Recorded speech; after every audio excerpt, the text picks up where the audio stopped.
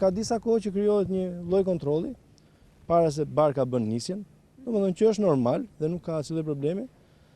Na vjen policia, vjen me qenë, domethënë policia kufitare, vjen me qenë, vjen me inspektora, me specialistë, domethënë që bëjnë kontrollin.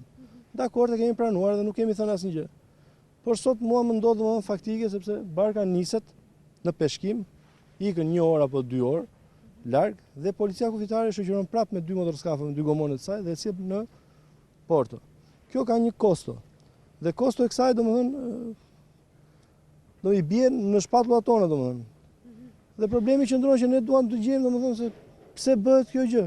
Por sot do është faktike që mua barka më kthye dhe un kam shpenzime domethënë, kam 4 punojës të siguruar sipër, kam licencë, kam gjëra dhe më shkaktua një dëm monetar. I kërkova proces verbal komandantit që udhëhiqte këtë policisë dhe më thanë që nga ana njerëzore, domethënë un ta them domethënë që nuk ka ne problem është, kurse nga ana ligjore ne kemi të drejtë të kontrollojmë. Të kontrollojmë, por kur bëhet nisja, domethënë e kontrolluan. E kthyen përsëri nga rruga. Kjo është me vlerë, është me kosto.